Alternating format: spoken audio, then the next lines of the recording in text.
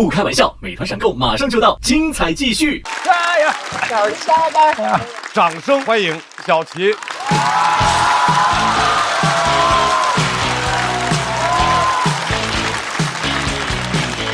哎，各位好，我是小齐。你们好。这个东北人啊，辽宁阜新人，听说过这个城市吗？没有。啊，好，那我也没听过上海。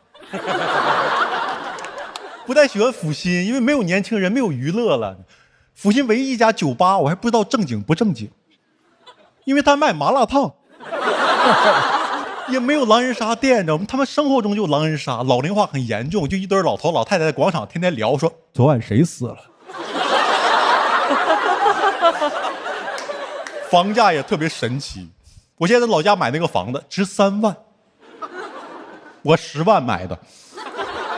神奇吗？很便宜的同时又跌得很快。我都安慰我自己，我说10万的房子有一个好处，就最多赔10万。想到这房子还漏水呢，楼下要我8600，我说房子给你了，我再淹你2回。这个房子大城市都很难跟那帮朋友抱怨，你懂吗？我在上海，我说我家房子太便宜了，3万60平。他说那总价就是180万呗。我说总价就是3万，这么便宜啊？我家马桶都3万2呢。我说这话啥意思？我全家，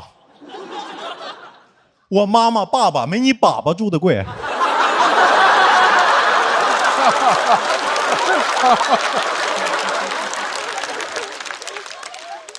他们都不理解，我老家3万那个房子有一年缺钱想卖，发现卖不出去。他们可能不理解为什么会有人缺3万，又不是打麻将胡3万。有人大聪明觉得自己懂金融，给我出那种歪招，什么哎，你把你家房子抵押贷款贷出去，然后别还这个钱了。你等银行把房子一收走，你就等于卖出去了。我说啊，我怎么3万的房子？我去了手续费带7800，银行说你1个月还360就可以。我说我不还。我6个月之后成为一个拖欠2100的老赖。我这个人这么不爱坐高铁。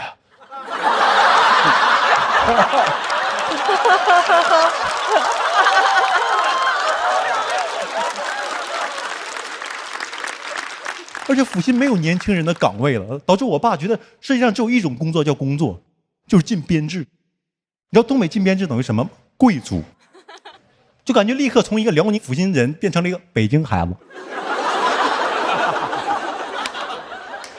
真的不太理。我爸曾是在我刚毕业的时候花15万给我送到一个高速收费站的编制，1个月开1800。我说爸，为啥？15万5套房子，挣1800。我爸说稳定，铁饭碗。我想5800是铁饭碗，1800那叫挖耳勺，就图的铁呀。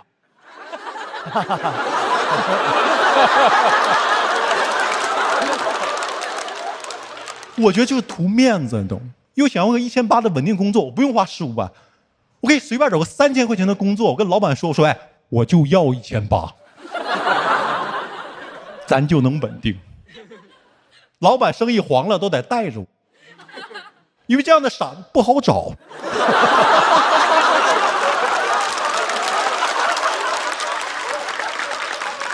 他为了说服我，开车带我去高速收费站看，你知道，说你看这活儿的轻巧，他好干。真的，保安朋友们，你见过个别高速收费员吗？摄像头打着，每个动作有严格要求的，那个笑容特别诡异。把一个车开过来了，他在那儿，你好，一路平安。我当时吓懵了，我说他笑啥呢？这啥意思？想告诉我说，看我有15万，我花不出去。你看我傻不？但虽然这么骂，大家从那模仿也能看出来，就是我确实去干了那份工作。倒没花那个钱，要15万那个骗子被抓进去了。到剧组发现根本不适合这份工作，因为他管理很严格，而我有多动症，想必各位已经发现了。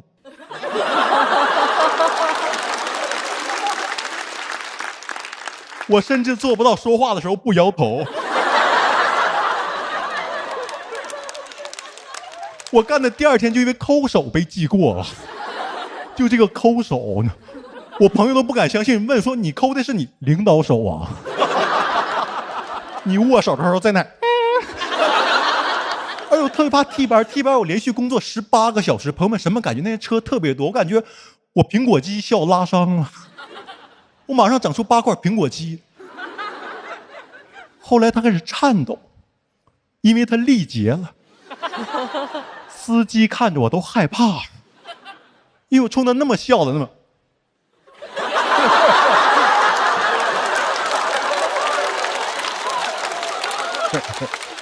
你好，防疲劳驾驶这么严格吗？我想我都这样了，还花15万进编制呢，我就不偷15万我进监狱。朋友算了，第2更划算，我偷15万最多判6年，花15万7年才回本。我在监狱里我还能踩缝纫机挣钱，虽然没有编制，但是有编号啊。我爸要敢问我是怎么蹲监狱了，我说稳定，还能看着明星呢。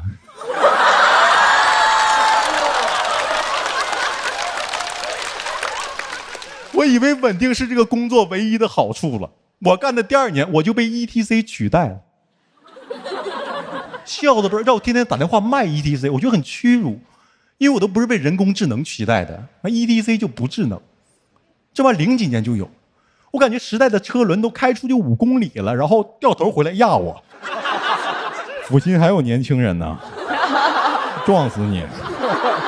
所以我什么时候决定辞去这份工作来搞脱口秀，就去给我爷扫墓，我发现人生就是没有稳定，充满意外。按照当地习俗放了24小时播放的音箱，然后第2天我又去了，然后没电了，从那种南无阿弥陀佛，南无阿弥变成了 now。那我说太吓人了。但我突然意识到，如果我留在阜新，我就那音箱里的电池，我要在一个岗位上耗尽电量。这我不想当电池，我想当烟花。我觉得我死了也要把骨灰做成烟花给我放了。估计我孩子还念叨呢。我爸讲了一辈子脱口秀，终于炸了。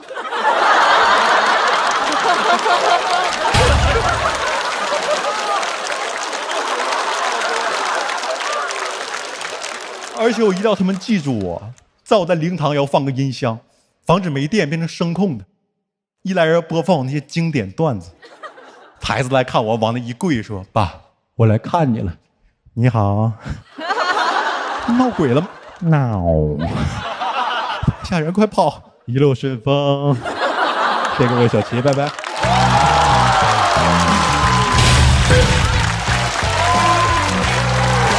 齐哥比毛都多一等，应该有。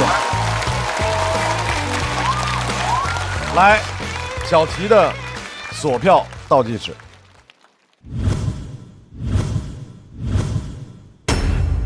来，再次把掌声送给小齐。小齐就是文本强，然后他的表演又给他加了很多很多的分。然后我在看他那个讲的过程当中，其实我好几次有模仿他那个甩头。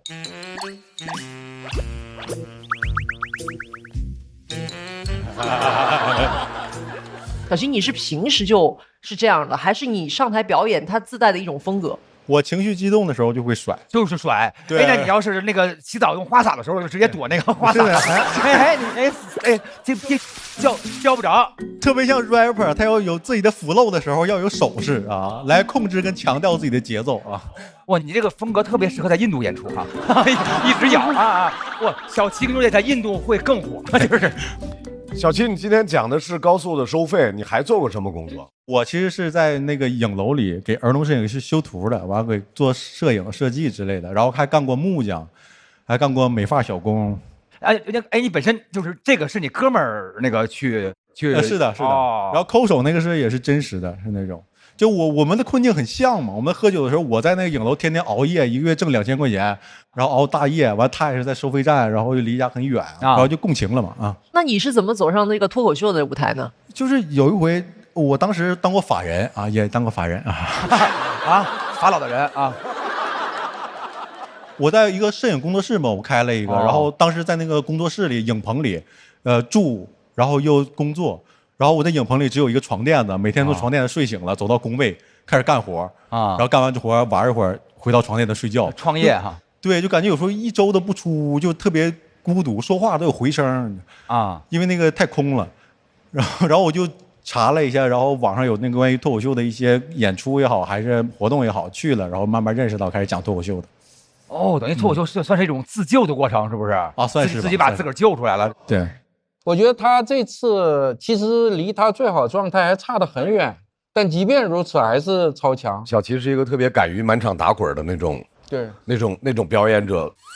就是一般演员不是要去学习初期要解放天性吗？啊，就感觉他是娘胎里就解放完了出来的。对对，我是这么出来的。接生了就是换不了，妈妈我来了。你是打小就社牛对吧？啊，是的。打小就是东北的酒桌上都是那种打小的酒桌啊，不是在父辈的酒桌上都是被要求站起来表演节目那个孩子。哇！从他这个文本当中能感受到那个电视剧的质感，就像之前特别火的那个《漫长季节》，还有《平原上的摩西》。因为一般的脱口秀的舞台上，东北就是一个背景，是一种口音，但我觉得小齐让我，反正我能够想象到就是那种东北的感觉。小齐这一篇好像是很特别的一篇，就是因为东北太特别了。我相信他是一个有着很丰富文学修养的一个人。他讲了那个地方的房地产，那个地方的其实是空城，年轻人都走了，只有老年人。就这一切，其实你以前在剧中看到过。我在阜新待了4年，虽然沈阳也没有那么繁华，但是进到阜新还是会有震撼。因为阜新的当时那个城市环境确实是相对比较那个欠发达的。沈阳是有地铁的，阜新公交车都没有几辆。我进到那个城市特别不适应。这边就是我段子里讲3万块钱。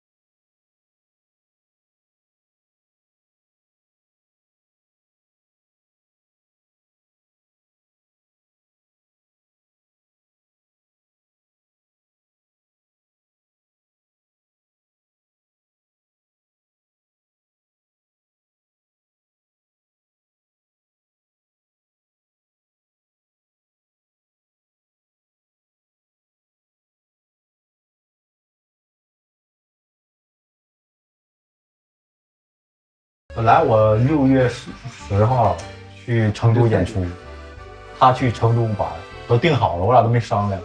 他们的那个赛段正好录制那一天，然后撞上了。说好了要陪我去旅游的，对，我还很高兴。本来我还以为就这上两期淘汰陪你旅游呢，就真的多快！我儿子太有才了，点赞了，这是。再次感谢小齐的精彩表演，我们也请毛豆回到台上。这个真的很难说啊，都非常好。谁会进入到下一轮？看一下两位的分数。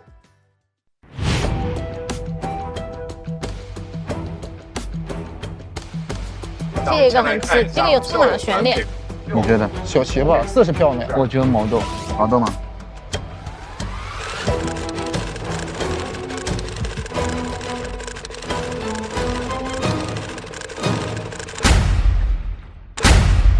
？8票，非常接近。再做一下。毛豆278票，恭喜毛豆进入到下一轮。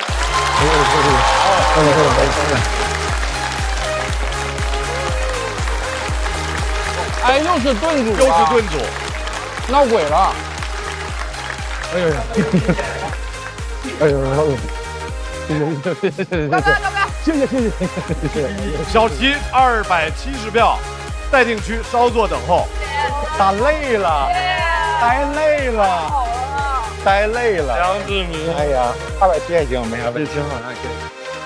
马上要出场的这位，加油，芭比！也是特征非常明显，他的段子非常有生活气，而且对生活本身有那么细致入微的观察和表达。掌声欢迎哈哈嫂。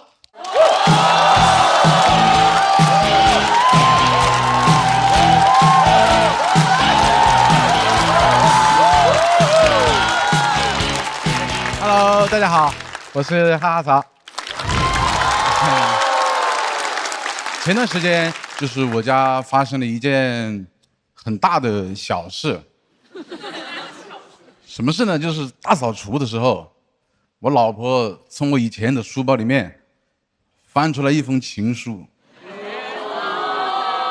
放肆，这什么表情啊？那太子就不能被人爱过是吧？当然也不是传统意义上的那种情书，是我青春期的时候有一个同桌，他问我，你是不是从来没收过情书？我说嗯。他说那我明天写一封给你，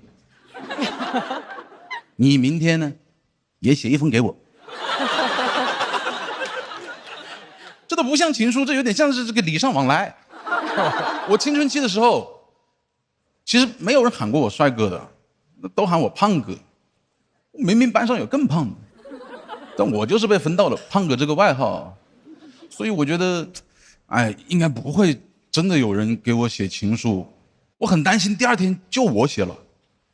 他到时候收了我那个情书，还假装惊喜，他说啊，谢谢你啊，胖哥，谢谢你的多情，但是我还是想把心思放在学习上。我就怕他给胖哥来这么一手，把我搞成多情胖哥了。那为了不影响他学习，那我只能转学了。到时候，我还是把人想得太坏了。这一切没有发生，第二天我就收到了这一封我这辈子唯一收到的一封情书。情书被他折成一个小方块，封面上还画了花、太阳、云朵，还用蓝色的笔写了一行小字。他说嘿嘿，他要把他说他要把蓝天白云打包送给我。写的，你说你送这个东西，是不是我就很难证明我没有收到，也不实用，就送些这东西。他信写的挺浪漫的，他说喜欢听我讲话的声音。觉得哎，你这么搞，我有点讲不下去了。你就这么搞，他们说我声音有磁性，他希望每天都能听到我的声音。你们这么搞，等一下还有个大的，我跟你讲。他还喜欢看我上课的时候趴在桌子上面睡觉，他喜欢看我那撅起来的嘴巴。他说我那嘴巴皮子干干的，不晓得亲上去是什么感觉。这是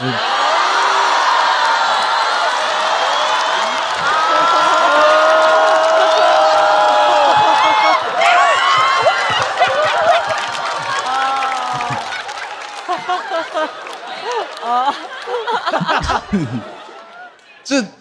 这信吧，我其实也不敢尽信，因为写的有点戏谑哦。但我也没扔，我就一直把这蓝天白云收藏在我那个书包里面，一晃快20年了。我一直就把它当做有人爱过我的证明，直到我学会爱与被爱，直到我老婆把它翻了出来。家里正搞大扫除，我的茶几那边上套垃圾袋，我老婆把那信封往那个茶几上一放，明明很小的一封信啊，我感觉发出了咚的一声。她问我这是什么东西啊？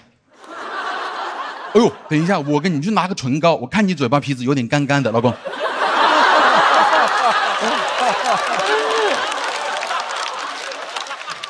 那猫抓到老鼠的时候，它不会直接吃的，它先要玩弄一番。我肯定不能跟他说实话不？我说这是我这辈子唯一收到的一封情书，这是我青春期啊被人爱过的证明，我肯定不能跟他讲这个不。当时我好想销毁证物，我说我不晓得这是什么，这薯片吧？哎呀，你来点不？聊天呀，还是要分享点乐事嘛，片片薄脆。是乐事浓郁，蒜香新口味。算我求你了，我们聊点乐事好不？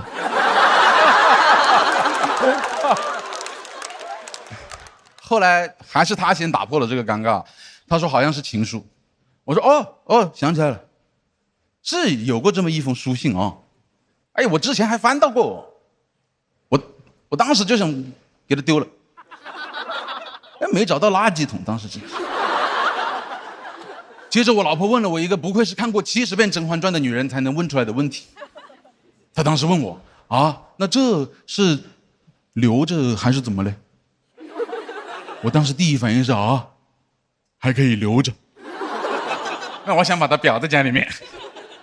后来意识到应该留不住了，我挺爽快的，我当着他面就撕了。我给他撕的稀碎，碎到那种我确保我晚上去翻垃圾桶也没有办法把它拼回去的那种程度。哎，我老婆好可爱，她还在边上说啊，真的撕了，不好吧？她也就嘴上说，反正人在这一动不动，也没拦着我。我觉得确实是得跟过去做个了断了。我当时意识到成年人的爱情，它早已经不是选择题了，它是证明题。我得撕毁这个我曾经被人爱过的证明，用来证明我爱她。我看我老婆那么开心，我觉得真的一切都很值得。情书而已，撕了就撕了，没事的，反正我背下来了。后来聊到这个事情，他还说，他说你真的没有必要把它撕掉，你真的可以留着。我也问他，我说那如果有一天我找到你的情书，你会怎么样？他说你找不到。我讲这篇稿子的时候其实有顾虑啊，不是担心就是大家会觉得我跟我老婆感情不好，我最担心的就是万一我那个同桌在电视上看到这一段啊，在那个10几年没有动静的同学群里面艾特我，他说哈，胖哥你不会当真了吧？谢谢大家，我是多情胖哥，谢谢大家。好吧，抓紧最后的投票时间，为哈哈曹的表演投出大家宝贵的一票。哈哈曹锁票通道开启。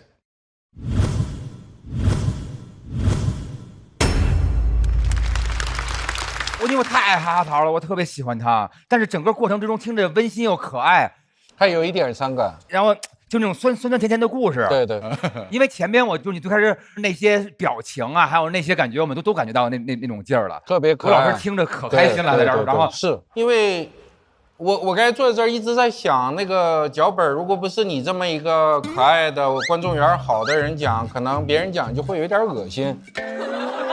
但是你讲的过程中无比的和谐，特别招人喜欢。真的，我是觉得梗密度是不够的，因为你有招人喜欢的特质，这个事儿也很容易触及心灵，所以大家听得很愉快。然后刚才我跟鲁豫老师我们俩对视的时候没说，但眼神应该是一样，就觉得3灯是比较合适的。明白。4灯的话稍差一点，然后犹豫了半天，我觉得还是我做坏人了。所以我相信这个播出的时候，很多喜欢哈哈曹的说，哎，那个胖子又没一脸爹味儿，又没排灯，是不是讲的离他那个岁数太遥远了？哇，下一个弹幕说，跟我想的一模一样说的啊。跟大家分享一个知识，很有意思。有一首歌，大家网上可以去搜，这首歌的名字叫《冷酷爱人》，对吧？谢谢。哇，酷 lover。冷酷爱人呢是有一个著名的 rapper 唱的，这个人就是哈哈曹。他是这样的，一个人跟自己的爱人之间发生了矛盾，他特别痛苦，然后就把所有的心里话跟他爱人讲。但是我这辈子没有想到，我在一首情歌里面会听到螺蛳粉这样的词啊。他写到说，我很担心电单车会什么撞到你，我坐在螺蛳粉店里面，一根烟又一根烟的抽。门口没有，室内不让抽烟的，我们长沙我们室内不抽烟的。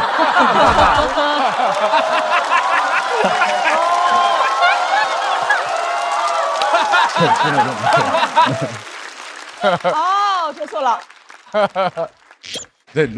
然后不停的给你发着什么短信、微信，来你来给我们复述一遍或者唱一遍吧。哎，来一段吧，来一段。rapper， yo， 来一段。哎，这个歌什么时候发行的呀？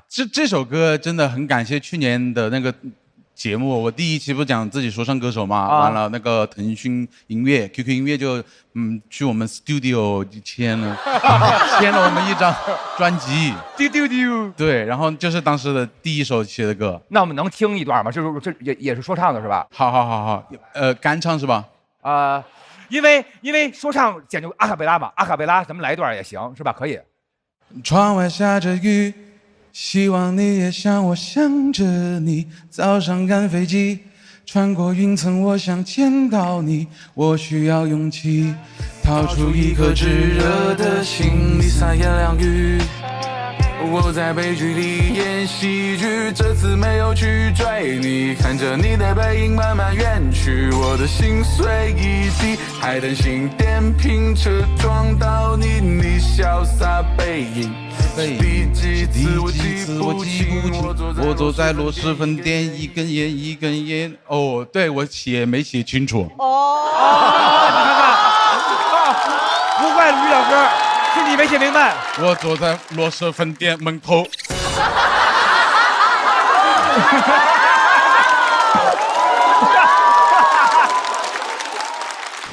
今天表演完感觉怎么样？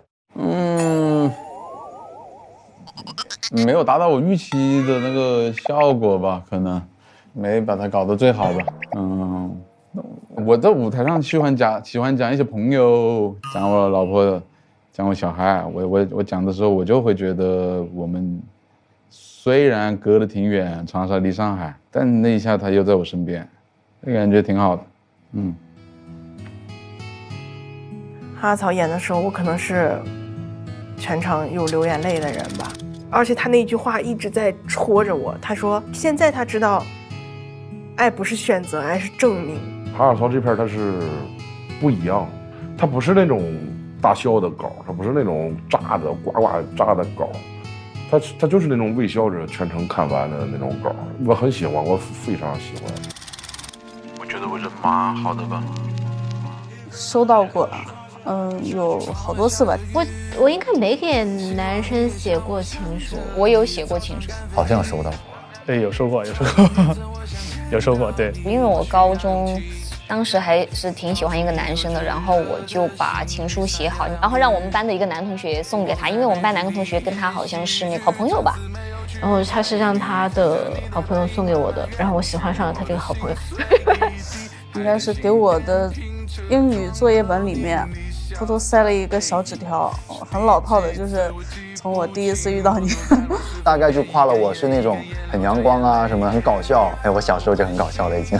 我这个男同学就给我传话说他已经有喜欢的人了。哦，我当时就觉得好吧，就把那个情书要回来了。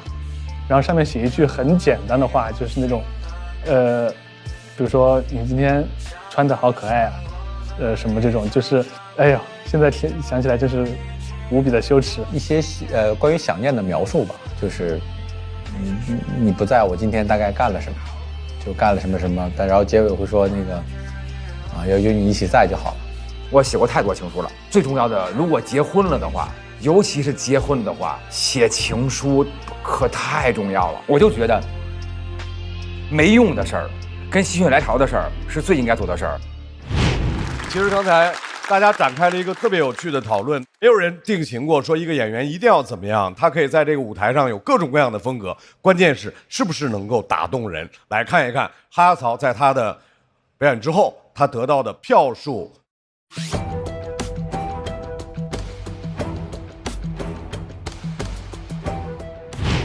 好，需要开启抢麦。毛阵营摸球吧，摸球吧，想看他摸球。抢麦倒计时。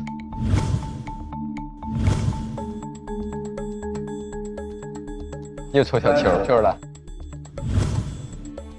站吧，哦，这么多！我天！来，有4位发起挑战。哈曹，你的选择是？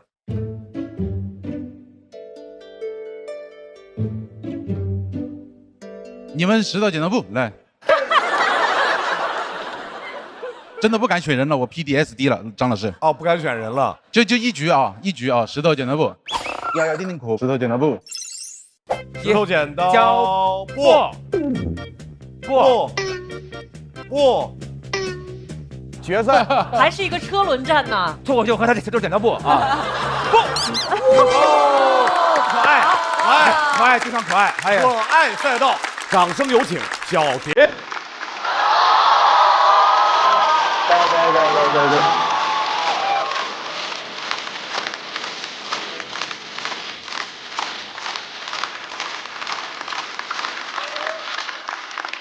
Hello， 大家好，我是小蝶啊，蝴蝶的蝶。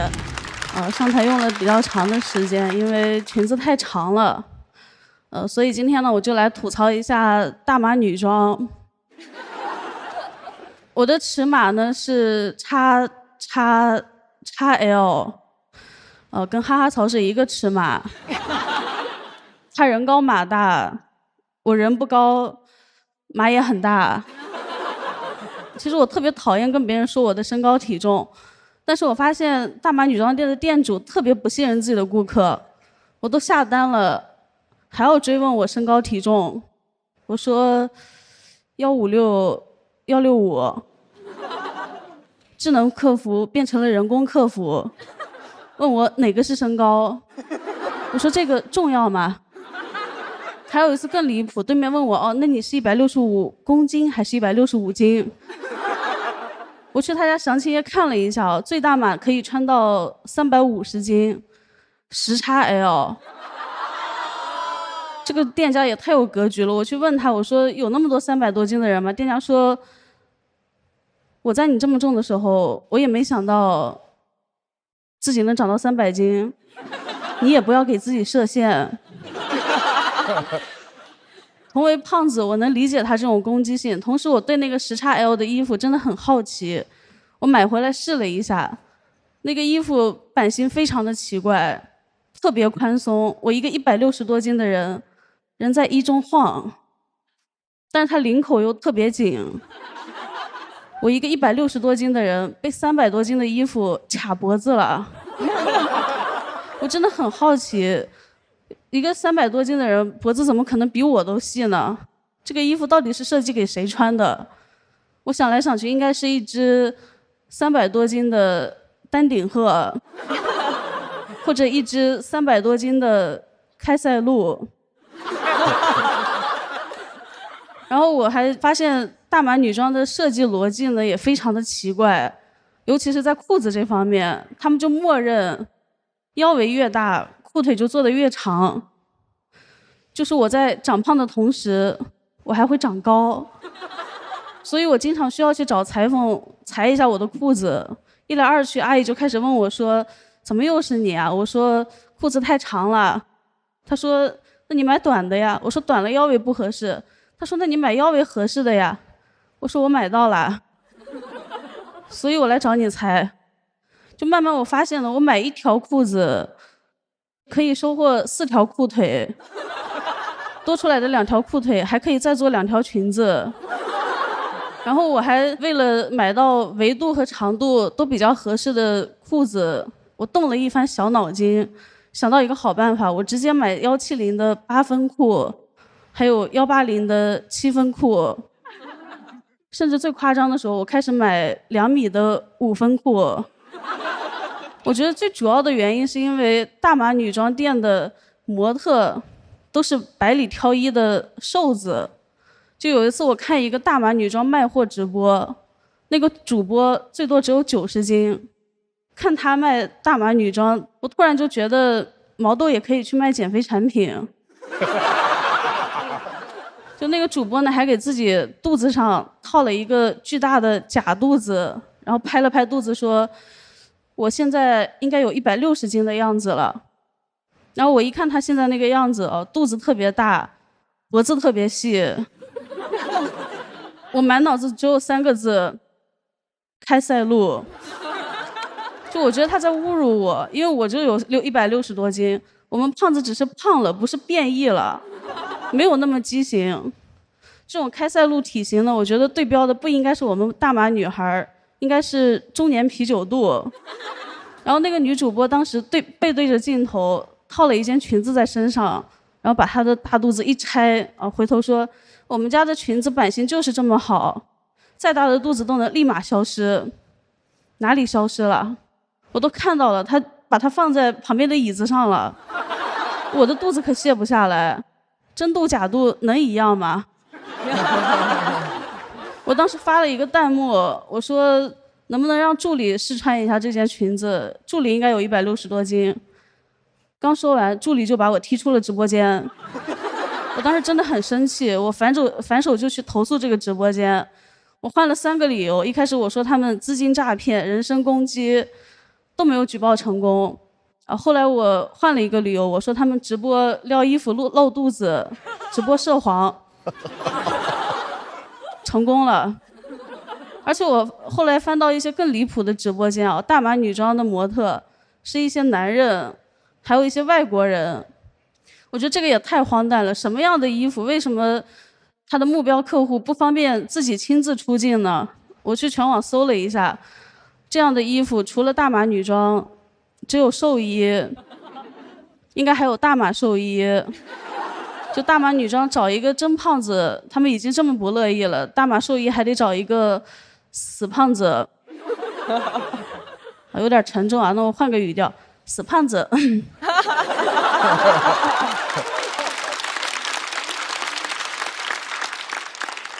我关注了很多大码的博主，还有一些大码店主，我真的希望有一些真正的大码女孩来整顿一下这个行业。所以呢，最近我有点伤心，因为我经常买的一家大码店铺，店主突然就瘦了。他是瘦了，我很难受。就他一边卖大码女装，一边自己偷偷减肥，他背刺我。原来不是他天真，是我天真。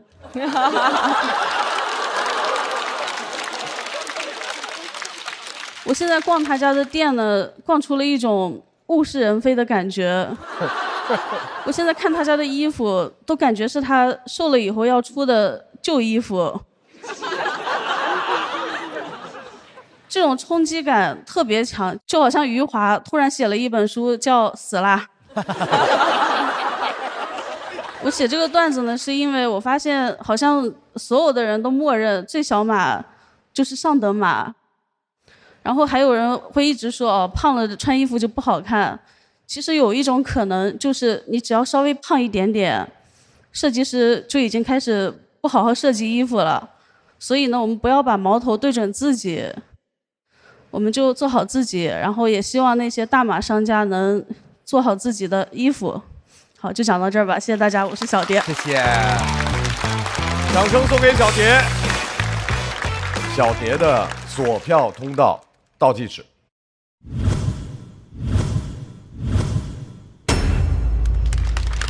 如玉老师，有一个点我想跟小蝶就是沟通一下。你昨天讲到说，你看，因为那个人他自己其实并不是大码，然后他装个假肚子，所以你觉得很愤怒。我能够理解你调侃是，就平台有时候会封一个直播间那个机制，其实它有很多特别千奇百怪理由。我觉得你再多一番，再多一个梗，把矛头翻到那儿。否则的话，我作为听众，我听到之后我说呀，那两个人其实也可能人家也就在做一个生意。其实小蝶这个我其实挺难过的，因为我之前看过她线下的一些录像，特别特别的优秀，不是一般的优秀。我也没想到会出现4个灯都没拍的情况。然后，她本来是我心里这个赛季的大热门之一。对，但是从上一场开始，我就感觉小蝶好像不太适应这个录制。对，那你们回想一下，当年中国脱口秀天花板的周奇墨第1轮来也是严重不适应。对，然后中国数得着的优秀的女选手那个小鹿来也是不太适应，刚开始也不适应。所以我相信小蝶可能有一个适应期。我怎么觉得您在安慰我？我其实一点都不我就纯说实话。就是这个我是能想到的，因为这篇稿子特别特别新，是我3天前刚写完的。因为我不知道我在这儿能留几轮，我特别想为我们这些大码女孩发声一下。是的。因为我真的有穿过那种版型特别好的衣服，就是我这个身材可以穿的。所以我特别见不得那些弄虚作假的人，他们对胖子有一种刻板印象，就觉得胖的人只是胖肚子，然后他们也不考虑其他的，其实是他们的疏忽。那杨天真那儿的女装做的挺好看，对，我穿的就是她的衣服。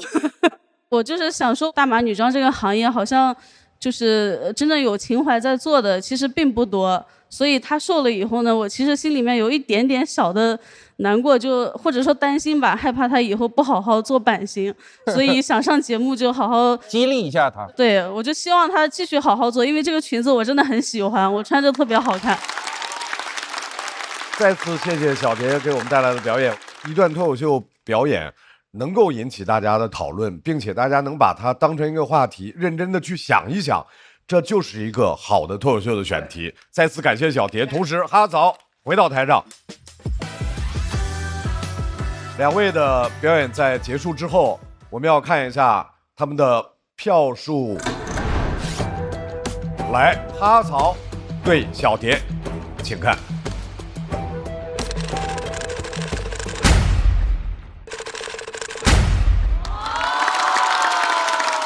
祝贺哈曹顺利晋级，小蝶还要暂时回到等待区。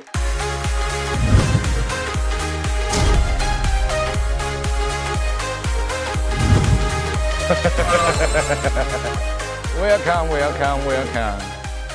轻松了，轻松了，轻松了，轻松了，挺好的。没事儿，超棒。哎，没事儿，我是真的不难过，还挺漂亮的，老师说。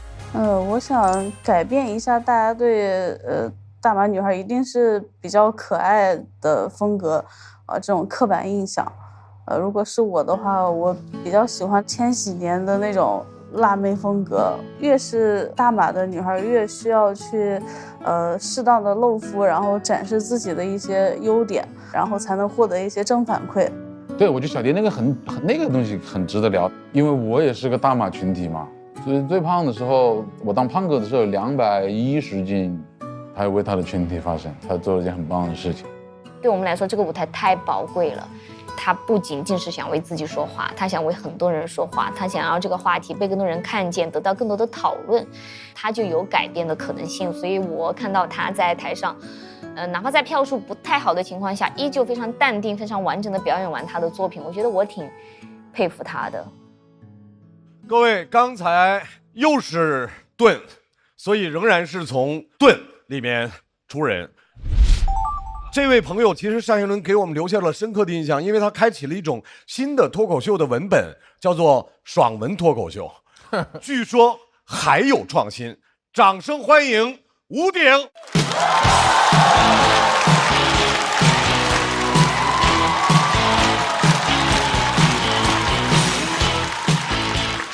哎，大家好，大家好，我叫吴鼎啊，我叫吴鼎。哎，2楼的朋友们好，辛苦辛苦啊。然后我今年27岁，我最近发现我身边一些当家长的同龄人开始逼小孩上兴趣班了。我有一个哥，他给他孩子报了一个少儿表达班，在我们老家一个4线城市，1年要5万。我人都傻了，按小时计费。我说这哪是表达呀，这不打表吗？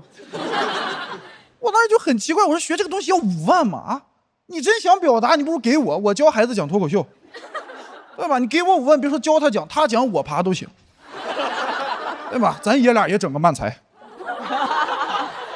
这玩意儿好，这玩意儿整好了能上春晚啊。我小时候，我6岁的时候，我爸带我去少年宫报特长，他看着那一墙的班问我你想学哪个，我说我想学街舞，特别帅。他说对，数学确实不错。我说老头什么时候聋的呀？我说想学街舞，街舞。他说哎呦，你这么想你就错了，街舞不提分没用，还危险，一年死好几个跳街舞。数学好，数学好，数学提升成绩还安全，对吧？你仔细想想，你是不是想学数学？你是不是想学数学？是不是想学数学？是不是想学数？是不是想学数学？哎呦，我当时是不知道我想学啥了，但是我知道他想让我学啥，他还不死心，他看我还是不乐意，他说那个，你听好，这不是普通的数学，这是奥数，知道奥数吗？啊，奥特曼教你学数学。我说我要学，我要跟奥特曼学数学。连哄带骗报了个奥数班，上课第一天才知道人家是奥林匹克数学竞赛。学的第一个题叫鸡兔同笼，老师在台上读题说，把鸡和兔关到一个笼子里，先数出共有36个头，再数出共有100条腿，让你算出鸡和兔各有几个。我听完我就举起手了，我说老师这个题有问题，这个题不用算，数头那一步就结束了。我认识鸡和兔子，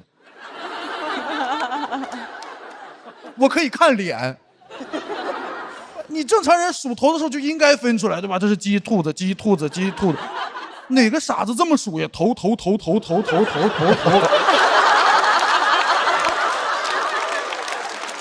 哎呀，全是头呀，这得算一下子吧。老师说，这位同学啊，那按你的逻辑做这个题的时候不认识鸡和兔子，你又当如何应对呢？我说先认识鸡和兔子。这个智商就别学奥数了，分清楚畜生吧。老师说你别着急啊，你听听巧妙的数学是如何解决的。他说你可以用假设法，假设所有的头都是鸡头，36个鸡就有个72条腿，一共100条腿，腿多了怎么办？把多出来的腿给鸡装回去，一个鸡装2条腿就变成一只兔子。你看看能够你拼几只兔子，一个拼好兔的概念。哎，这个方法真的很巧妙，但问题是我当时太小了，我听不懂。我当时听人说话只能听懂字面意思，就是当老师说鸡装上2条腿能变成兔子的时候，我迷失在数学里了。我想了半天，我想不明白。我见过鸡，我小时候在农村长大，我养过鸡，没有能变形的鸡。我们过年也杀鸡，没有这种情况啊！把鸡抓起来，刚准备杀，鸡说等会儿，拿出2条腿安上了，认错了。4条腿，兔子。哎，这抓你的时候明明是鸡呢，哎呀，人家是小兔鸡。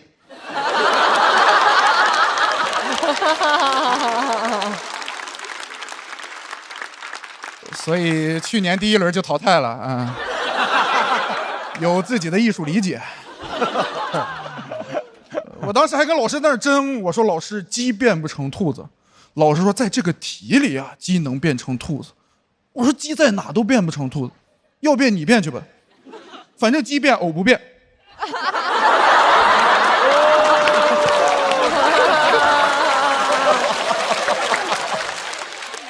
所以复活赛又淘汰了啊，有自己的艺术坚持吧，反正是啊。但是当时老师是坚持不住了啊，换了一种高效的沟通方式，能不能变？问你能不能变？哎呦，我这孩子一打就聪明，我说能变，鸡不变我变，别打了。那很难受，讨厌学奥数，而且周围很多同龄人都是上这种兴趣班，其实都是家长感兴趣的班。你这种逼迫人的学习方式只会带来压力和痛苦。我很讨厌奥数，我后来还去查了一下，奥数到底是谁发明的？有一个说法是苏联人发明。1935年，苏联的一个教育学家提出把奥林匹克运动精神和数学竞赛结合在一起，发明了奥数这种教育模式。他旨在通过这种教育方式培养出优秀的人才，推动国家发展。1991年，苏联没了。苏联学了56年奥数啊，就学会了第一步啊，解。谢谢大家，我是吴鼎，谢谢。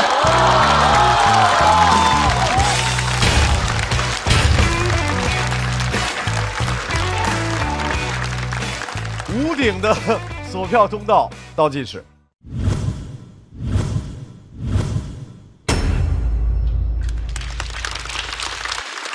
屋顶在今天2次，呼唤了去年的自己。因为艺术坚持。对，记仇，跟自个儿记仇。我觉得好像可能很多人都对他的上一篇爽文脱口秀，就是微剧的那脱口秀，对，短剧那个人生靠想象的那个，有着非常非常深刻的印象。这是不是也是春春和罗老师没有拍灯的原因？我是因为就是吴鼎上一次那个短剧的那个段子实在是太疯了，现今光芒直冲云霄，参见神君。所以就是很期待他，因为你看过他疯起来是什么样子的，所以就是对于今天这个，我觉得稍微冷静了一点点，就还是希望他太正常了，是吧？对，太正常了，就希望他可以更疯一点。对啊，屋顶着火呀，得。你自己有这种感觉吗？屋顶？其实还好，因为人不能一直疯呀，就是因为本身这个话题是一个比较实的话题。就是我觉得我当时就是很讨厌上培训班，学过很多。我小时候学过什么电子琴、书法、水彩画、什么奥数、吉他，就没有一个能坚持下来的。所以我都不喜欢，就每天很痛苦。我觉得这种时候我就一直在质疑很多那种教育嘛。哎，但是我真的很喜欢屋顶。尤其是上一次，我觉得你找到了人间最棒的那个金句，就是人间的所有美好靠想象。回去之后我就觉得怎么这么对呢？这个话说的，所以才说上一轮的表现给大家留下了太深的印象，对，和更高的期待。对，而且我希望，因为我拍这灯，就是我希望他这次也许没有上回那么的什么，但是我希望他给他激发出来，屋顶能激出来特别好的东西，希望能够在后边的演出中多看见你。我也是想展示一下不同的这种风格嘛，因为上次鲁豫老师没有拍灯，这次拍了我还挺开心的，就是2轮凑够4个灯了。哇，他可以，他记仇记得很细啊。是的，记得非常细。稍等一下，我们看一下屋顶的票数。这已经不够290了。来，毛队。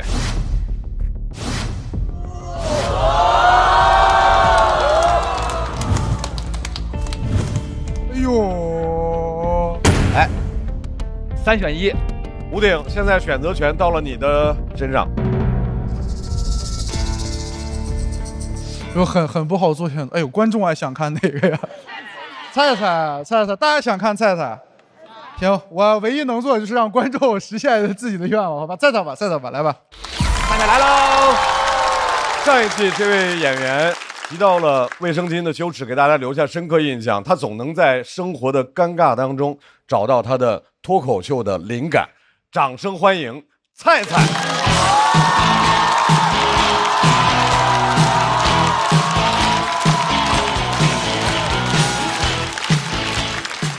大家好，我是菜菜。Hello， 我是一个贵州人啊。就我们贵州人真的特别喜欢吃火锅，就夏天再热也要吃火锅。就吃着吧，发现周围男人的上衣开始消失了。这火锅不光辣嘴巴，还辣眼睛。桌上的肉越来越少，凳子上的越来越多。有时候我都后怕了。旁边男人的灰背心去哪了？刚刚吃的真的是毛肚吗？我有点慌，因为我不知道背心要烫几秒。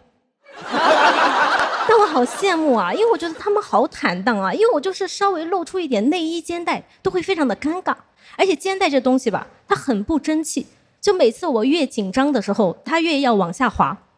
就比如说面试的时候，开会的时候，总是在关键的时候掉带子。而且甚至有一次我的肩带它都不是往下滑，它是那个钩子太松了嘛，就直接掉到了地上。那是一根白色的细肩带，我当时正在和客户开会，太尴尬了，我想假装什么事都没发生，结果旁边的男同事悄悄地凑过来提醒我：“你的充电线掉了。”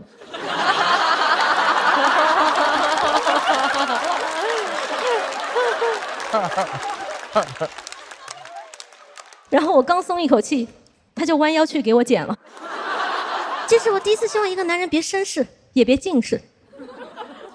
但他捡起来凑近一看，手一抖，又给我扔了。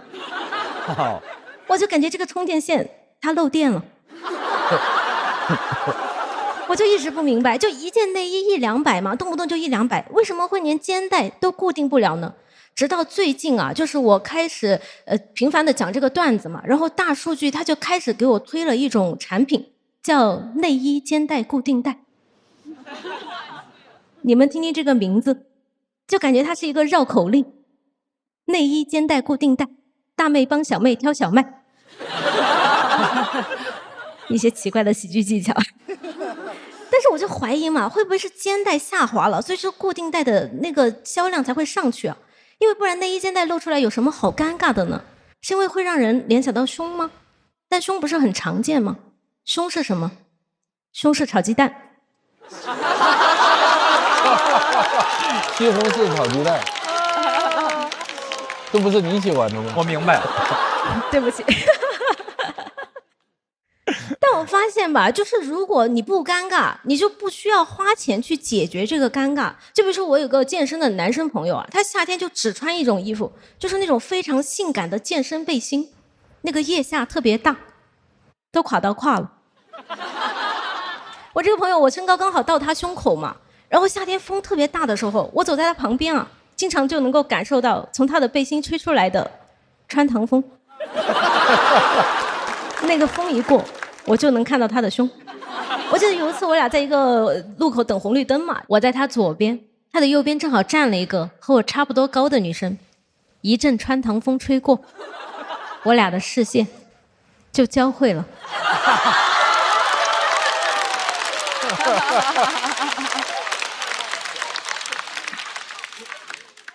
我当时女生都懵了，噗的一声笑了出来。这个男生看我俩笑了，他也懵了，他就问我：“你们认识啊？”我说：“也不认识，就是看对眼了，一眼看到头了。”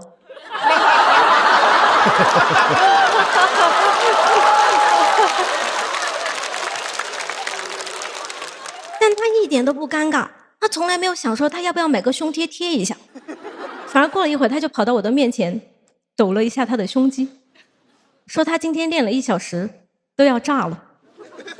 我真的觉得他好夸张啊！就胸肌如果会爆炸，他坐飞机过安检是要被拆除的呀。就安检口得放2个箱子，一个放打火机，一个放胸肌。但我还是很羡慕，因为我觉得男生他身材很好，他可以穿性感背心，但如果他身材像弥勒佛，他也穿性感背心。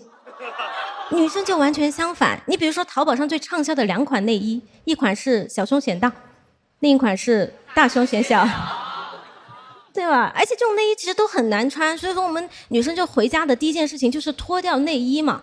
然后我就发现啊，我的室友她的变化非常的大，就她甚至可以做到早 C 晚 A。就包括我自己啊，就是我以前就是为了把胸型调整的好看，我还会穿那种聚拢型的内衣、提拉型的内衣，调来调去确实调成功了啊，就成功的把我的胸型调整成了讨好型。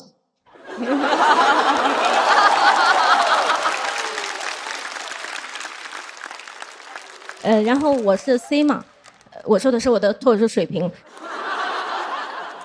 然后就是我之前就是为了对抗地心引力，我甚至会去穿那种特别紧的钢圈内衣。然后我有一次去做乳腺检查的时候，那个医生就跟我说，这种内衣它会压迫你的身体，然后就是会增加得乳腺结节的风险。我知道对男生来说信息有点太多了啊，就会增加的这个风险。但是其实他一开始也不是直接跟我说，他是问了我一个问题，他说你穿的这什么东西？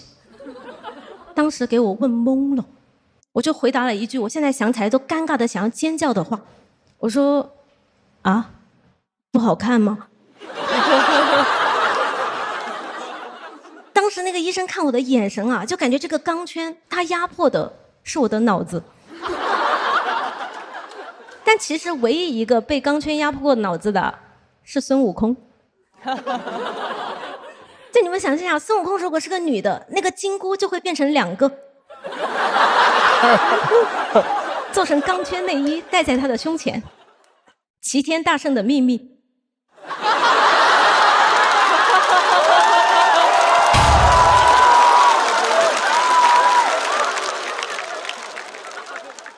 然后就会和他的那个豹纹小皮裙就更配了。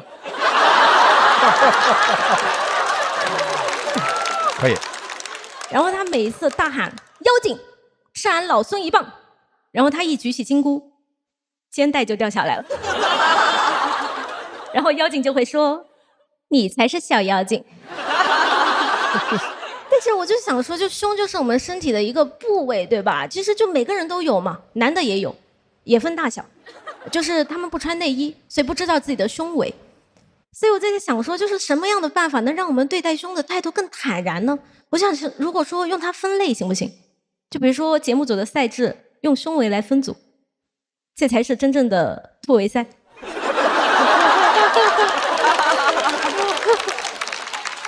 但这样目测的话，我就会和毛豆分在一组。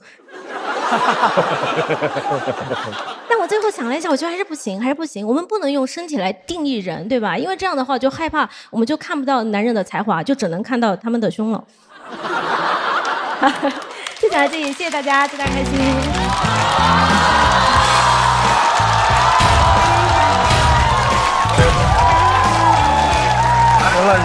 赢了！菜菜，锁票通道开启。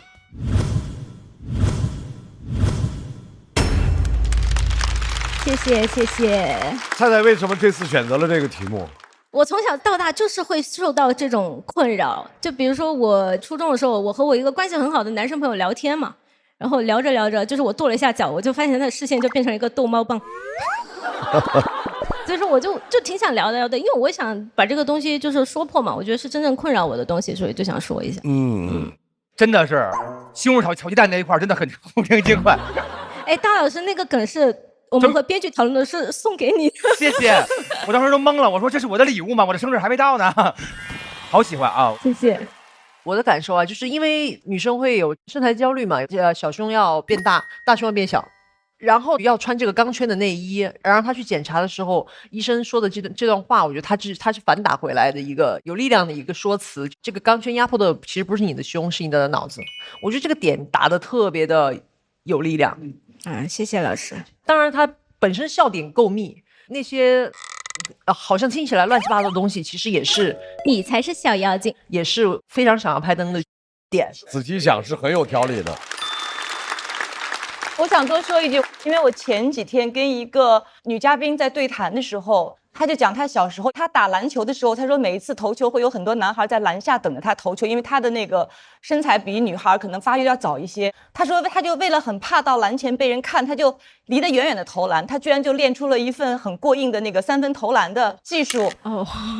就你问所有女孩，如果个儿特别高，她成长期间一定是含胸的，就是你很难特别坦然的。然后你再想，我们从小到大，我们的生活成本是很高的，因为内衣很花钱，就是你要找到一个特别舒服的、合身的、得体的内衣，它其实从小到大我们是要花很多钱的。我是觉得脱口秀舞台上女孩们特别可爱，就是她们讲的题材非常的广泛，而且很敢讲。我从来没有想到过有一天我们可以一起来讲女性的内衣，我从来没有想过，所以我就觉得有一种特别被解放的感觉。我为什么会选毛？我是觉得幽默它就是要带一些讽刺的，那个刺它就是会有一些尖锐的东西。我觉得舞台是盾，然后脱口秀是矛，然后它能保证我在这个舞台讲话的时候不被打断和不被打。菜菜的表演结束之后，吴鼎回到现场。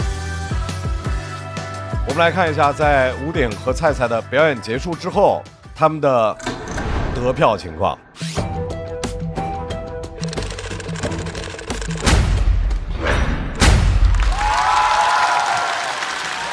非常好的成绩，272票，恭喜菜菜进入到下一赛段。恭喜毛组新加入了成员，终于有一个人了，这是，请坐，请坐。吴鼎要稍微休息。自己表现没啥问题，我觉得我能做的都做了，这个可能结果不是很好，但是也尽力了。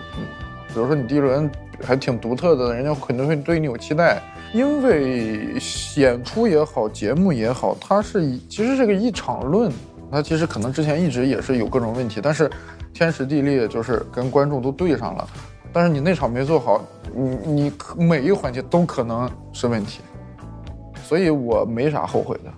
我感觉2场他都有点水土不服，跟我在线下看到的吴鼎相比，这几场的魅力都没有剧场1/5吧，都不到，略表遗憾。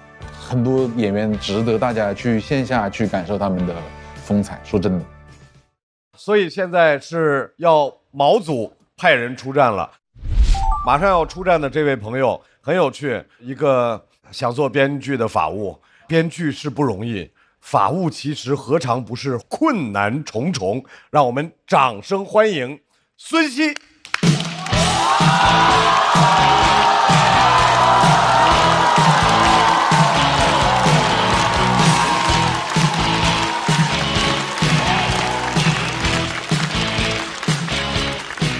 大家好，我叫孙熙啊。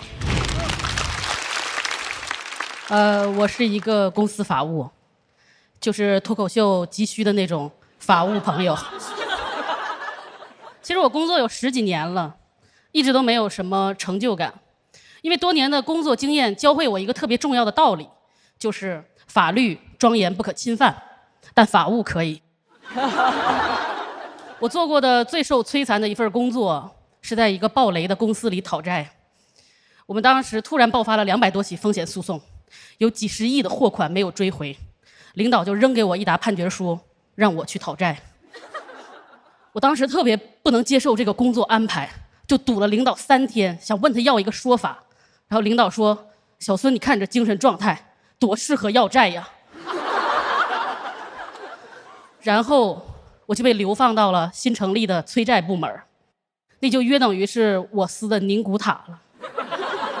就是领导对团队建设有他自己独特的理解，所以我们那个部门啊，就有那种不得宠的，有犯过错的，有块头大的，有长得丑的，还有那种一看就特别讲义气，但脑子不好使。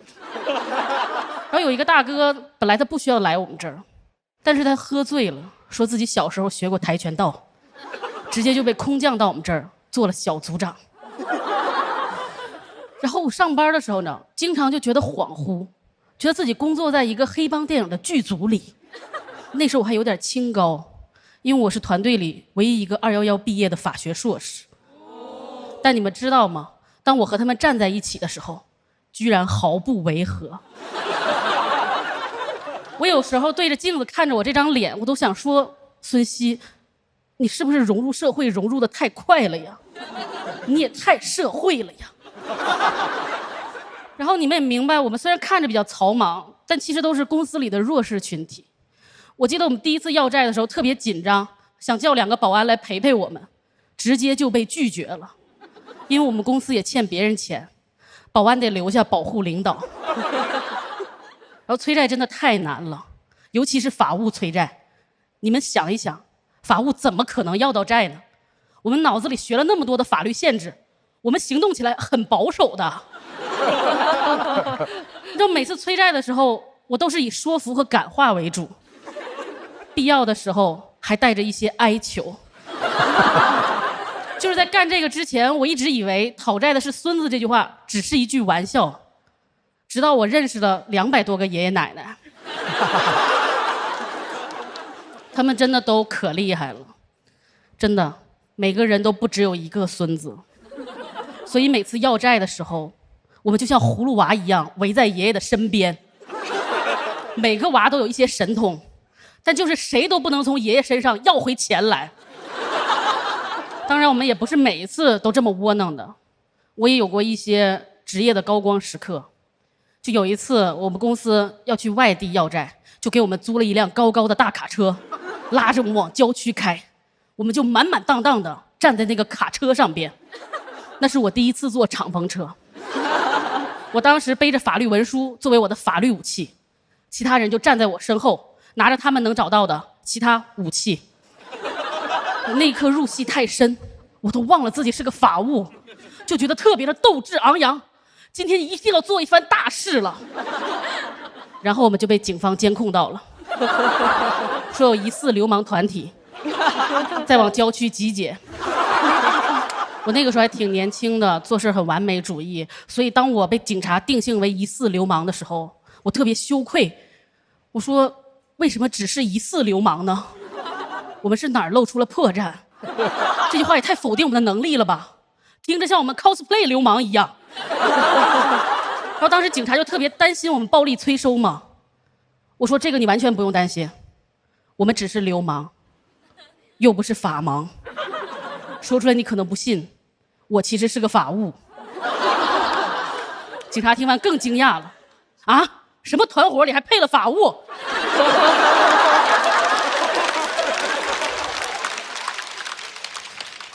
后来警察就让我们登记个人身份信息嘛，然后就在填职业的时候，我犹豫了，在流氓和法务之间，不知道填什么。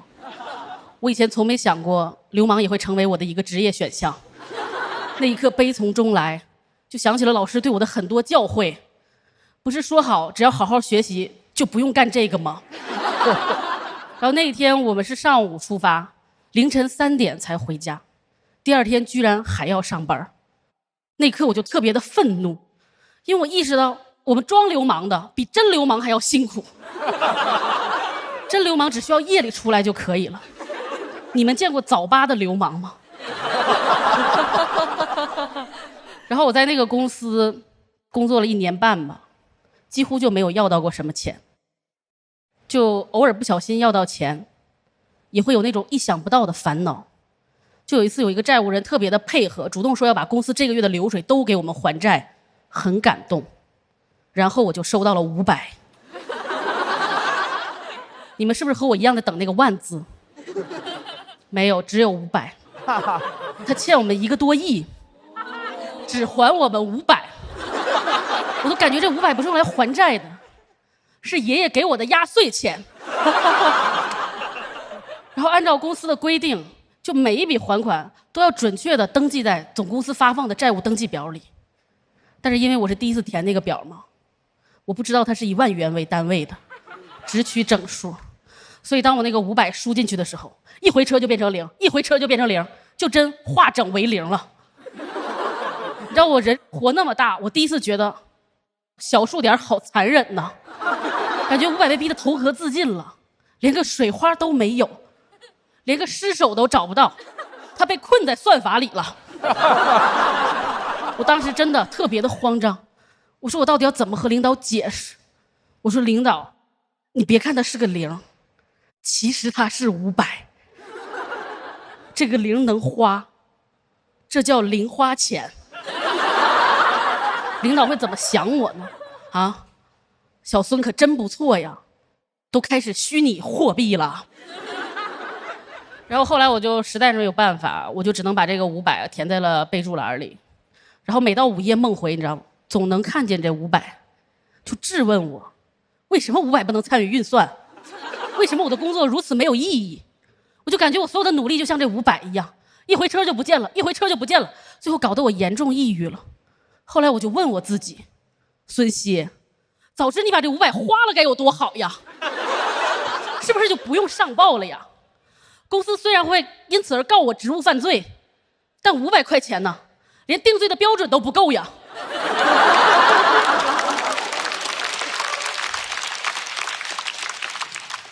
虽然公司会一直问我要债，但是以我们部门的那个工作量，几十年后才会要到我这儿。我都能幻想到几十年以后，有一个和我一样的愣头青找到我说，奶奶，该你还钱了。而且我们都特别好奇，为啥你只拿走500呀？然后我就特别骄傲地跟他说，因为我最大的心愿就是这500块钱被人看见。然后我就把500还给了他，他就拿出了电脑，把这500又登记回那张债务登记表里，一个新的零花钱就诞生了。然后我看着他错愕的表情，我凑过去说，要不你也把它花了吧。就当是奶奶给你的压岁钱。讲到这里，谢谢大家。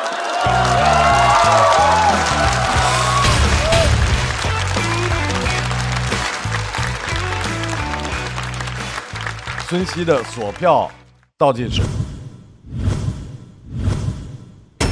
再次掌声送给孙熙。孙熙为什么在分组的时候你是把自己选到了毛？因为我学脱口秀比较晚，然后感觉就是有很多想要表达的。表达和反击的东西吧，就是忍了很多年的东西。这个就是我10年前的事儿，就是我记得我以前看电影的时候说忍无可忍，无需再忍，所以我就想把脱口秀做我的毛，然后把这些悲惨的事儿讲一讲。我特别喜欢，我觉得他讲了一个像黑色幽默的一个电影，有点想到宁浩的作品，就是疯狂的石头，类似于那种。所以他在说到一些什么早八流氓的时候，我就特别有那个画面感，我觉得很戏谑，很诙谐。他还有一个点，我也是觉得很好笑的，但是我不知道好不好这么问啊？就是我其实想问的是罗老师啊。因为他在还钱这事儿是吧？因为他在说到有一群葫芦娃的时候，我当时想罗老师是不是有葫芦娃的一些经验？罗老师是被围着的那个爷爷是吧？最多的时候有100多个官司在打，所以我们有100多个葫芦。但是我们作为有良心的人就不应该做生意，所以就变成我们绝对不是爷。我觉得他们100多个是葫芦爷，然后我们是特别愧疚的，但是。实际到那个操作的时候，有时候也要耍手腕。举个例子来说，他来打官司的时候，我们心里有优先还谁，事后还谁。对。但是这个官司打完了，就未必你能控制这个节奏。但我们底气是我们所有的都还。对对对。但那个的目的不是为了赖，是为了先还这家，所以就故意拖那个。那时候他们也觉得我们挺流氓的，其实就没有。所以我们那儿是来了很多葫芦，都是葫芦爷，然后我们一个劲儿跟人家道歉，所以。没有幸经历过你描述的那种情况，但我估计你也没有幸见过我们这种情况。对。我后来听你《甄嬛传》的时候特别的感动啊。其实在我讨债的时候，正好那个锤子手机上市了，我还买了一台。哎呀，我那阵儿感觉我需要锤子手机，感谢。然后我买过 T1和 T2，还给我妈买了 M1。哎呀，买3台啊！哇，所以你没给我拍灯，好难过呢。但是你早说呀！但是你已经很成功的让我特别愧疚了。对，所以哇，这真是吃过亏的人，他能说出这话来。是的，了不起了不起。哎呦，来，孙熙，现在场上因为有笑团2盏灯没有亮，所以应该就要接受挑战了。我们来看一下。要对孙熙进行抢麦的是哪位朋友呢？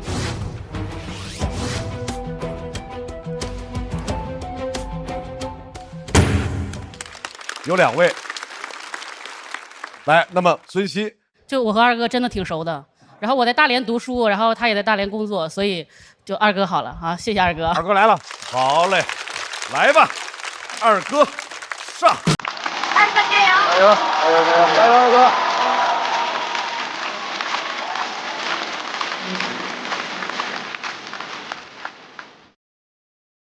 大家晚上好啊，我是二哥啊。那个，我的本职工作是一名消防员。谢谢大家，2楼观众注意安全。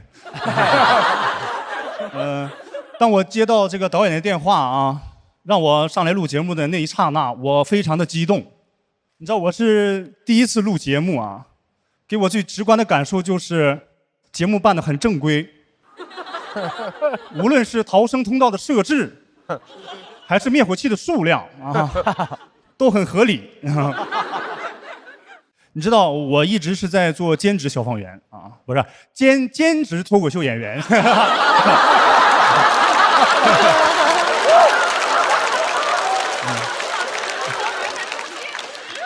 大家听的鸡皮疙瘩都起来了。很多人建议我做全职啊，说我本职工作很危险啊。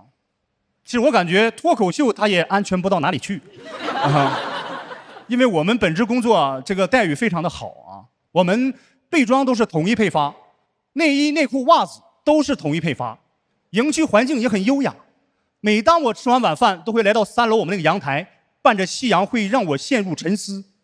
我就在想，哎，哪条内裤是我的？这我问毛豆，曾经身为海军的你，是否也有这样的烦恼？他说我那裤衩都能当帆。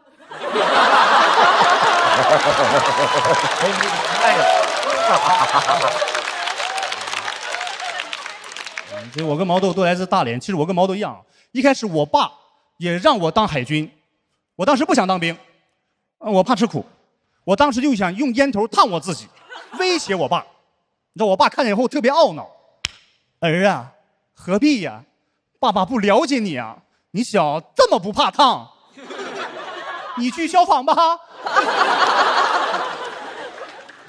你知道我来到消防队啊，就不得不提我的好战友啊，和尚。啊，为什么叫他和尚？就是比秃子叫起来好听。啊，和尚这个人他很惨，你知道我们消防员工作容错率很低，你犯一点错误就很容易发生危险啊。和尚就因为错穿了别人的训练鞋而感染了脚气。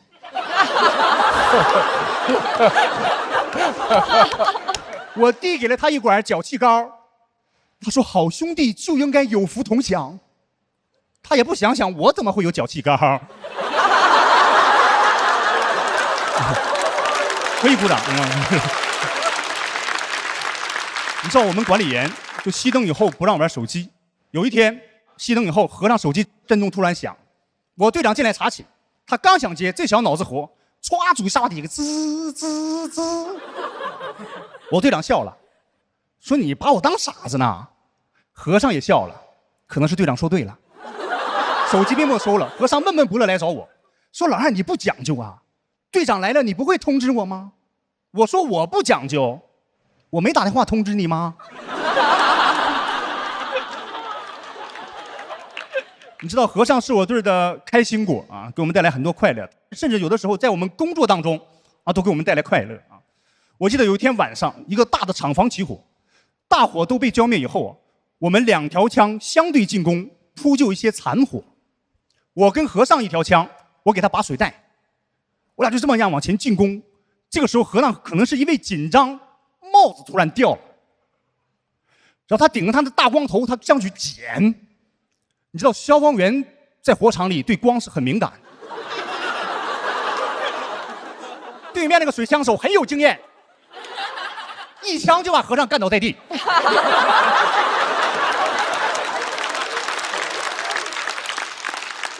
和尚是个纯爷们儿，在哪跌倒他又在哪站了起来，他还去捡。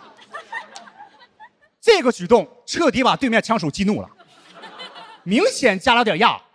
和尚双脚都离地了，站起来就骂：“还有你有完没完？都自己人！”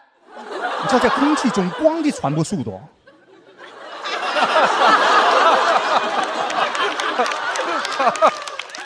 都自己人，趴地上说的。这时候对面水枪手拿电台喊我说：“老二，你行不行？你们有火光，你们能不能灭？”我说：“这是佛光。”你等他把帽子戴上就灭了。那天我们工作一直持续到天亮，走出那间厂房，后面那个射手，后面那个水枪手啊，在喊我。后边哪射手？说：“和尚老二，对不起，你们看，他用水枪给我俩打出了一道彩虹。”我说：“哇，好浪漫！哎，你有完没完？”你知道我做很多年消防员。平时身边我家人经常问我说：“你做这么多年消防员，你给我们讲一讲你曾经遇到过最危险啊、最让你害怕的事情是什么？”一般我都会给他们娓娓道来啊。我深深的记得，那是阴历7月15的一个晚上，啊，就鬼节，我们接到报警说一个大爷在上坟的时候走丢了。接到这个报警，我们迅速来到了走失大爷这个山脚下。我们队长不一般，制定了非常详细而且周密的计划，说话非常有气势、有魄力啊。同志们，听我指挥，兵分3路，就2条路。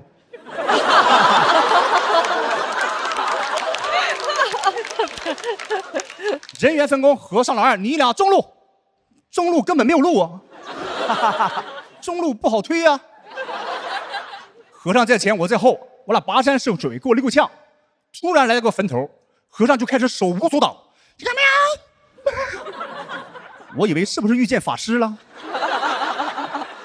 但作为一名消防员，我必须保持沉着冷静。我当时都不敢动，我好像被控住了啊！啊，你快点过来帮帮我！大蜘蛛进我身上里了啊！我说你不是和尚，你纯妖僧。你知道，讲到消防啊，我一直觉得防要比消更重要啊。现在有很多人他没有防这个意识，也没有逃生这个意识。比方说，现在有很多年轻人，他们有的时候沉迷于网络，他喜欢玩游戏。他一开始啊，有的时候他感觉火着的不是特别大啊，他一看没有事儿，我玩完这把排位我再走。你走慢了，你只有排位了。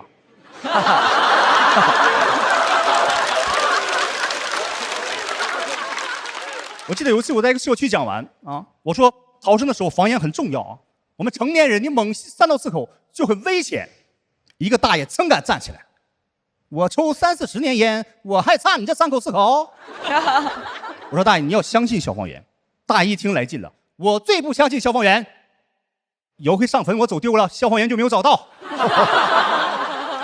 后来我自己回来的，回来时候给我吓完了。我看见和尚在坟头做法。谢谢大家。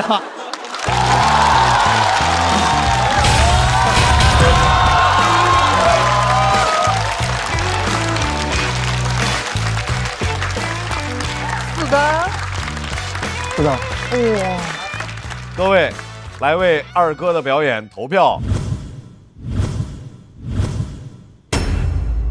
再次掌声送给二哥。二哥，我特别想知道，就是从第1轮的比赛结束到现在，这中间发生了什么？因为同样是讲消防员的题材啊，2回了。上一次我也特别喜欢，但我记得我好像是没拍灯，对吧？没拍，我也记住了。对，他记住了。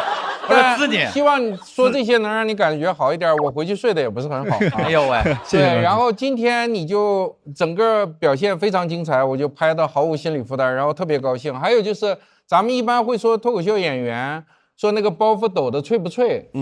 他是没有包袱也很脆，他就从头脆到尾，就他这个气质我太喜欢了。谢谢老师，太可爱了啊！我想问一个最脆的啊，全场第一个爆笑的最脆的那个点。那个是嘴瓢了，而不是设计的，对吧？你知道，我一直是在做兼职消防员啊，不是兼职脱口秀演员。对嘴瓢了，上海观众对消防员很包容，真的，谢谢。这叫吃螺丝哈，他的粉丝叫螺蛳粉啊。然后那个，哇，好棒！哎，我觉得他有2人转那个感觉，因为好多年没看这种。就特别亲切，因为他有一个特别好玩的点，就是义正言辞的说一个感觉特别严肃的事儿，对，他突然跟你说一脚气，对吧？然后就是那个东西一下就能反转出来，真的太好玩了。其实我就想放松的把我们消防员这些故事给大家讲出来啊，因为现在可能很多人提到我们消防员，他都会这就会看一些比较视频上一些惨烈的视频呢，以为我们的生活是那样的。其实我们的生活当中，我们战友之间的感情，还有平时我们日常生活也会嬉笑打闹啊。其实我来上台讲，就想让大家看看一个真实的消防员啊，可能很多年轻人也会要加入我们这个队伍啊，就是这样。我觉得他用了一招特别显得奇，就是中间讲那个去找大爷，然后听着没了。我说大爷呢？其实我中间等那个大爷，我有分了一会儿神儿，但他很快就回来了。我就觉得对，大爷回来了。大爷去哪儿啊？我觉得二哥这次表现比上一次，我觉得要惊艳很多，这次非常棒。确实是有特别大的改观。上次让大家了解了这个职业的一些周边，而这次开始让我们了解到了作为消防员这个职业人的快乐和他们的战友之间的这种生活。对，你和毛豆是一个俱乐部吧？对啊。毛豆，今天二哥的表现如何？二哥这个稿真的非常难。二哥他现在他真的现在还在消防队干活，而且消防队最近有任务，他这个就挤出了很短时间来弄这篇稿。今天算是非常好了，对。来，谢谢我们俱乐部队友的鼓励。作为职业人，尤其是还要工作，再加上消防员，这是个很特殊的职业，所以在很大压力的情况下，出了这么精彩的文本，然后有这么精彩的现场的舞台表现，再次把掌声送给二哥。同时，我们也请孙熙回到舞台。在二哥和孙熙的表演结束之后，哎，反了，我们来看一下2位获得的支持票数，请看。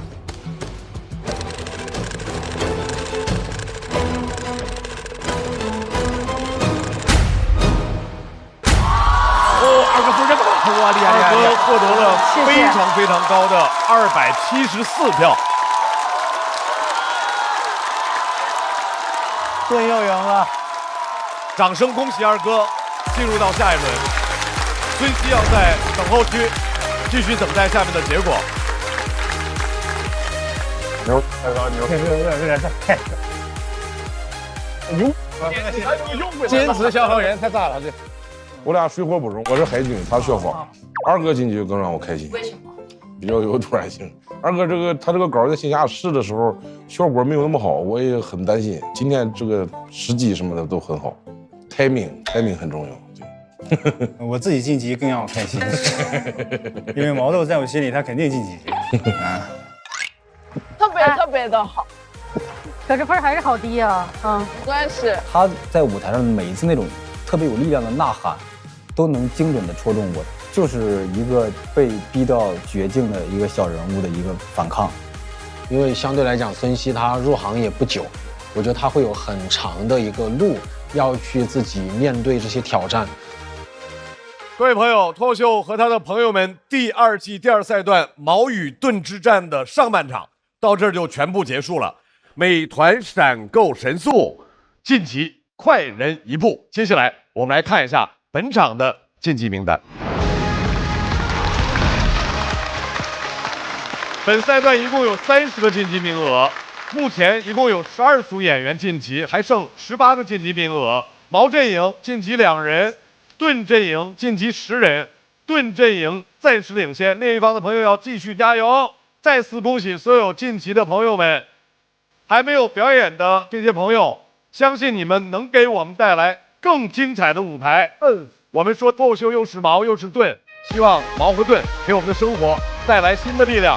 各位想来现场体验线下脱口秀演出的快乐吗？新一轮脱友全国巡演即将开启，关注你喜欢的演员，并许愿想看的城市，朋友们可能就会出现在你们的身边。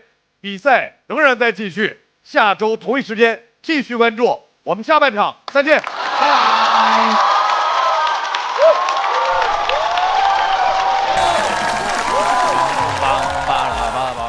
哎呦，准备上场了啊！再排练一下。就是我吃的好。等一下，怎么从中间开始顺呢？你别管，你记词就可以了。你看我吃东西，番茄只吃阳光的，泡面只吃茄黄的。怎么还夹带私货的在这里？你就说给你茄黄，你吃不吃嘛？我不，吃的就是茄黄。毕竟每桶茄黄都加入了约1颗阳光番茄，酸甜浓郁，整体韵味。番茄是个宝，茄黄错不了。好，快演完吃2口。不开玩笑，美团闪购马上就到，感谢快了不止一点点的下一代购物方式，美团闪购冠名播出。番茄是个宝，茄黄错不了，感谢约1颗阳光番茄在里面的茄黄联合赞助播出，让生活更开心。感谢国民白酒老村长特约赞助播出，96倍乳黄金。续航母源自护力，感谢守护宝宝闪耀成长的 A2 紫药 HMO 婴幼儿奶粉赞助播出。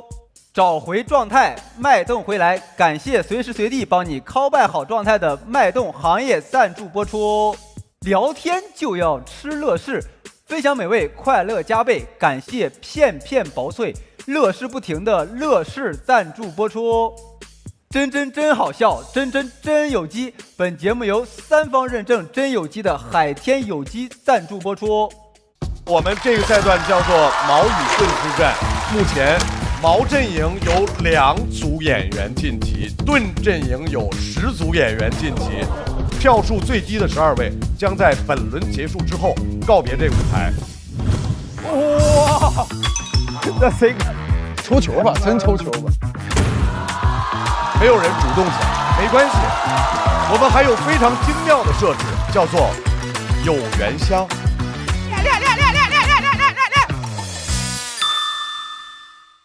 欢迎大家来到《朋友们和他的脱口秀》第2季。每个朋友组合都属于自己的秘密任务。哎，小齐的任务是不是故意当一个很烂的主持人？你俩的任务是不是就讽刺我呀？这是我俩的人生任务。我找到任务了，哈曹的任务是不是就？怎么了，曹哥？下一趴吧，肢体版本你画我猜，来。泰坦尼克号。对了，下一个。胡子。向左，向我推进，口臭。坐以待毙，谁说？你们今天搞一天这个东西了，我播不了，真的播不了。头晕，说出了自己的症状。小齐。不开玩笑，美团闪购马上就到，感谢30分钟好货到手的美团闪购冠名播出。番茄是个宝，茄皇错不了，感谢约一颗阳光番茄在里面的茄皇联合赞助播出。让生活更开心，感谢国民白酒老村长特约赞助播出。96倍乳黄金续航母源自护理，感谢守护宝宝闪耀成长的 A2 紫药 HMO 婴幼儿奶粉赞助播出。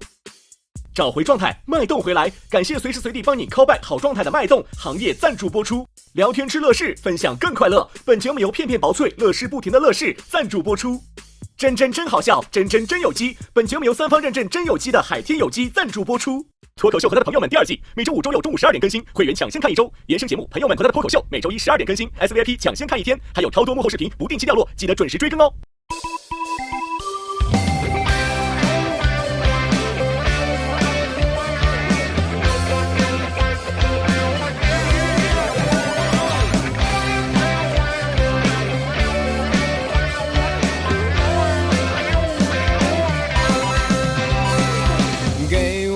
阳光我就灿烂，给个破框，哎，我就能下蛋。给我坨大蒜就能下饭，谁都拦不住我，都我自己玩。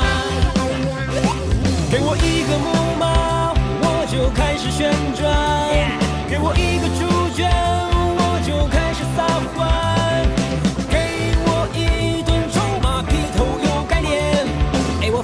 反弹，哎，我反弹。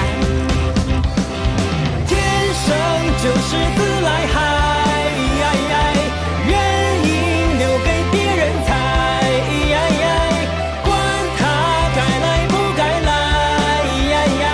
心不塞就不该打不败。